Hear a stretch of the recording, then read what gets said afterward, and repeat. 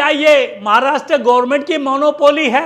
बेटा, महाराष्ट्र के अंदर ही एक बॉलीवुड हो सकता है क्या? बाकी राज्यों को अधिकार नहीं है कि अपने राज्य में भी वो एक फिल्म सिटी खोलें जहां कि उनके लोकल टैलेंट उभर के सामने आए?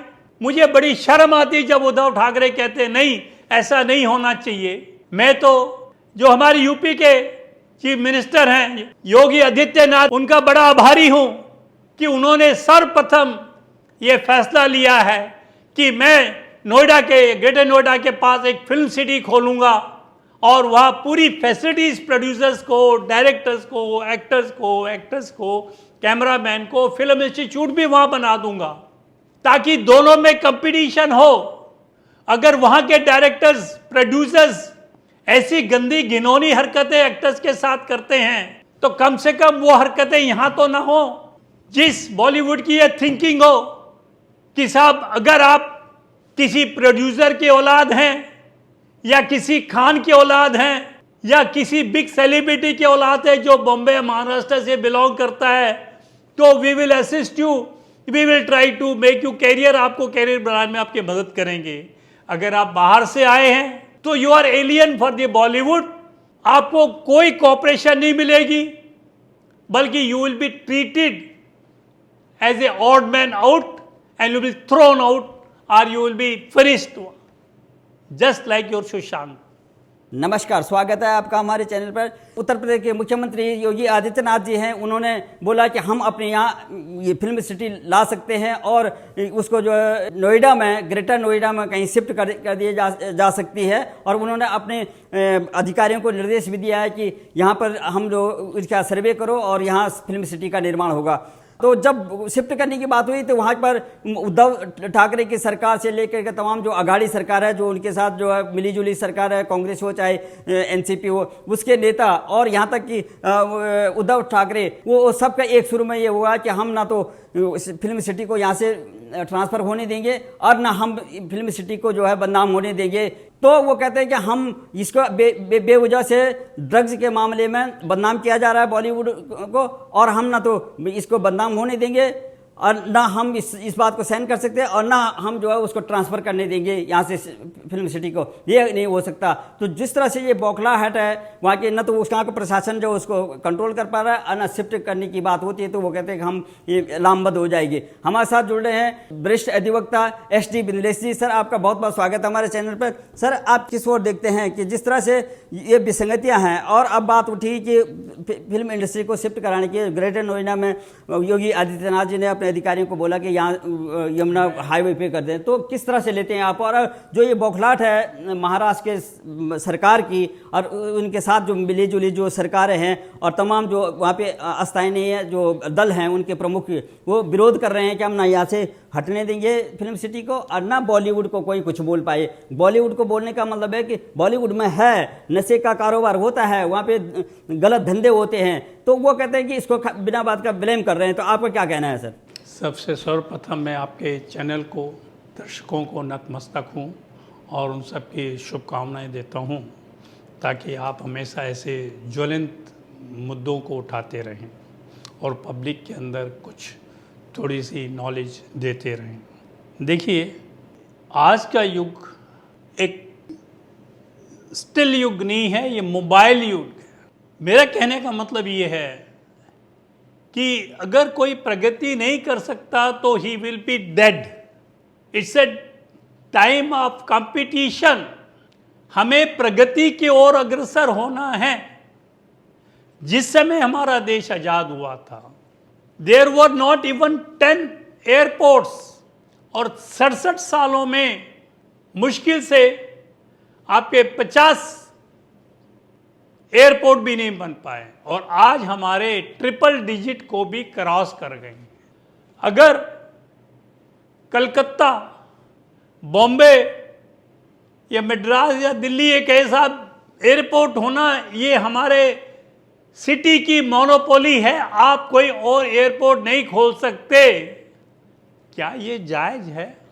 इतने बड़े देश में जो कि biggest democracy of the world है, जिसकी पॉपुलेशन लगभग चाइना के बराबर है, हमें बड़ी शर्म आती है कि इसके अंदर सिर्फ एक ही फिल्म सिटी है, जिसको बॉलीवुड कहा जाता है, और जो कि टोटल आईएसआईएस के तहत दाऊद और पाकिस्तान के इशारे पे चल रही है, जहां 1,40,000 करोड़ का ड्रग फेंका जाता है और वो पैसा टेररिज्म में इस्तेमाल होता है। क्या हमारी 130 करोड़ जनता इस बात को बर्दाश्त कर सकेगी, जहां ऐसे ऐसे बहुत ही शर्मनाक कार्य होते हैं, जैसे कास्टिंग काउच। कास्टिंग काउच का मतलब यह है कि जब कोई लड़की अपना कैरियर बनाने के लिए बॉलीवुड में एंटर करती है, तो उसको बड़ी बड़ी यातनाएं दी जाती हैं, और आज तक कोई भी एक्टर उनके खिलाफ मॉलेस्टेशन के या सेक्सुअल ऑफेंसेस का या रेप का मुजरिम नहीं ठहराया गया है। मेरा कहने का मतलब यह है कि एक लड़की के शील के साथ आप खेलते हैं और ये कहते हैं आप मुझे खुश कर दे, मैं आपको बढ़िया एक्ट्रेस बना दूंगा। मुझे इस बात की हैरानी हुई जब बड़ी बड़ी एक्ट्रेस ने टीवी स्क्रीन पर आकर एडमिट किया कि हमें भी इसी तरह से यातनाएं सहनी पड़ी।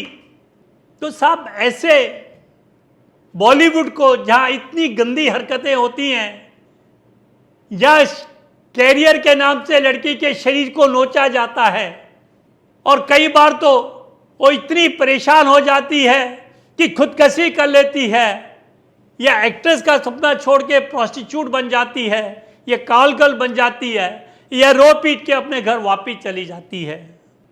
तो क्या ये महाराष्ट्र गवर्नमेंट की मोनोपोली है कि महाराष्ट्र गवर्नमेंट के अंदर ही या महाराष्ट्र के अंदर ही एक बॉलीवुड हो सकता है? इतना बड़ा देश जिसमें 33 के लगभग स्टेट्स हैं, राज्य हैं, क्या बाकी राज्यों को अधिकार नहीं है कि अपने राज्य में भी वो एक फिल्म सिटी खोलें जहां कि उनके लोकल टैलेंट उभर के सामने आए? मुझे बड़ी शर्म आती जब उद्धव ठाकरे कहते नहीं, ऐसा नहीं होना चाहिए। ना तो तुम बॉलीवुड को क्रिटिसाइज करो, ना उनकी कमियों को पब्लिकली अनाउंस करिए, बताइए, या उनको शिफ्ट करिए, या एक नया बॉलीवुड या नई फिल्म सिटी खोलिए।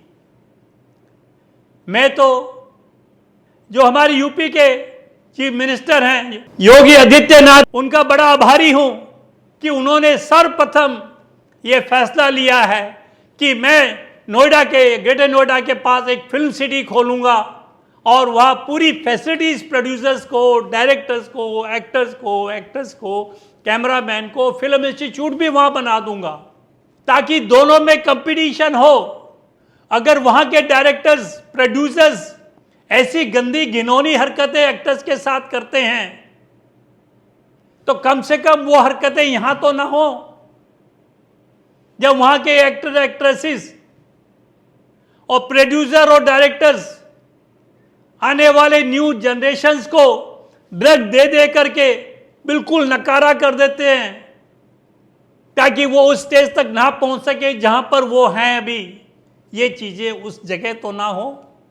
जिस बॉलीवुड की ये थिंकिंग हो कि साहब अगर आप किसी प्रोड्यूसर के औलाद हैं, या किसी खान के औलाद हैं, या किसी बिग सेलिब्रिटी के औलाद है जो बॉम्बे, महाराष्ट्र से बिलोंग करता है, तो we will assist you, we will try to make you career, आपको कैरियर बनाने में आपकी मदद करेंगे। अगर आप बाहर से आए हैं तो you are alien for the Bollywood, आपको कोई कॉपरेशन नहीं मिलेगी, बल्कि you will be treated as a odd man out, and you will thrown out, और you will be finished just like your Sushant. तो मेरा कहने का मतलब यह है, अगर हमारे देश में बॉलीवुड के स्टाइल पर एक और फिल्म सिटी खुलती है, तो देश ही 130 करोड़ जनता इसको वेलकम करती है। और योगी आदित्यनाथ की प्रति बड़ा आभार व्यक्त करती है कि उसने ऐसा कदम उठाया है जिससे कि बॉलीवुड, जो कि टोटली पाकिस्तान के कब्जे में आ गया है, उनकी डायरेक्शन पे चलता है। साहब ये हम कब तक सहेंगे? एक तरफ तो वो नारा लगाते हैं कि हिंदू मुस्लिम भाई भाई, इंसानियत का हमें उल्हाना देते हैं और भाईचारे का कहते हैं, और दूसरी तरफ हमारे साथ में इतना गंदा ट्रीटमेंट करते हैं, as if we are a second grade persons in this country and we think that it's a sin to be a born like a Hindu in this country। और उसके ऊपर महाराष्ट्र गवर्नमेंट उसे पूरी प्रोटेक्शन दे रही है। समय आ गया है कि सारा हिंदू समाज समेत जाग जाए, जो इन्होंने 70 सालों से हमारे खिलाफ षड्यंत्र रचे हुए हैं, उनका एक एक करके जवाब दें, और जो वोट मांगने आता है उनसे पहले ये लिखवाएं, ये कमिटमेंट कराएं कि अगर आपने हिंदुओं के खिलाफ कोई फैसला लिया है तो हम आपको जीने नहीं देंगे। जितना हक माइनॉरिटी का उससे ज्यादा हक हमारा है। हमारे रिसोर्सेज पे क्यों कंज्यूम करते हैं? टैक्स हम पे कर रहे हैं, मेहनत हम करते हैं, देश निर्माण में हम सहयोग दे रहे हैं, और हमारा सारा पैसा आप उनके बेनिफिट के लगाते हैं। फौज के खिलाफ, एयरफोर्स के खिलाफ ऐसी ऐसी गंदी वो करते हैं। और मैं तो अगर ये कहूं कि जितने भी एक्टर्स हैं पैसा देके इनसे कुछ भी करा लो तो इसमें गलत नहीं है। वही शाहरुख खान पैसा लेकर के फिल्मों में एक फौजी का अदा करता है, और वही शाहरुख खान आज तक कभी बॉर्डर पे जाके उसने किसी भी एक फौजी को जाकर के संतावना नहीं दी, उसको इंकरेजमेंट नहीं दिया, वहां जाकर कोई प्रोग्राम करके उनको प्रोत्साहित नहीं किया है। तो in short, I am very happy, rather the whole population of the country, that is 130 crore जो हमारे देश के हैं, it must be more than that, they are very happy कि more number of the Bollywood or film city are opened in this country। This is the demand of the time। जब competition का होगा तो एक healthy competition होगा, तो better जो हमारे जो आर्टिस्ट है वो उभर के सामने आएंगे, और जो ये क्रिएशन ऑफ आर्ट या एक आर्ट के तहत जो है, क्रिएटिव आर्ट के जो तहत ये कुकर्म कर रहे हैं और एक गंदी सोच पैदा कर रहे हैं, और एक हिंदू धर्म को, हिंदू समाज को एक बहुत गलत मैसेज दे रहे हैं, उनको डिग्रेड करने की कोशिश करेंगे, वो ये हम बर्दाश्त नहीं करेंगे। और उसके पैरेलल हम एक बॉलीवुड लाकर खड़े करेंगे जो कि हमारे समाज को इन गिरावटों से बचाए। मुझे मोदी जी की वो बात बड़ी अच्छी लगी, स्वच्छ भारत। स्वच्छ भारत का मतलब ये नहीं कि आसपास सफाई रखी जाए। स्वच्छ भारत का मतलब है कि हमारी सोच भी स्वच्छ होनी चाहिए, हमारा शरीर भी स्वच्छ होना चाहिए, हमारे कर्म भी अच्छे और स्वच्छ होने चाहिए। तो उसी के संदर्भ में अगर हम बॉलीवुड को किसी तरह से सफाई कर सकें, इसको स्वच्छ बना सकें, इस दुर्गति से बाहर ला सके, इसकी जो दुर्गंध इसके अंदर आ चुकी है उसको खत्म कर सके, तो मैं सोचूंगा कि मोदी का सपना पूरा हुआ है। धन्यवाद। बहुत अच्छा जो आपने हमारे दर्शकों को बताने की कोशिश की कि किस तरह से जो है तुलनात्मक फिल्म इंडस्ट्री जो उभरेगी देश के अंदर में, और उसमें हम लोग किस तरह से देखेंगे कि अब जो नई जनरेशन की जो फिल्म आ रही है उसमें किस तरह से हमारे चरित्र निर्माण होगा, जिससे कि बहुत ज़्यादा हरासमेंट हो गया था, और जिस तरह से सबसे बड़ी बात है ड्रग का जो प्रचलन हो गया था वहाँ पे, हम चाहते हैं कि वहाँ पर यहाँ पर जो नई फिल्म सिटी बने वो अच्छी स्वच्छ हो, जिसमें कि हमारे जो है संस्कृति के अनुसार जो है फिल्में दिखाई जाए। आपने हमारे दर्शकों के अनुरूप बात करी, बहुत बहुत धन्यवाद आपका।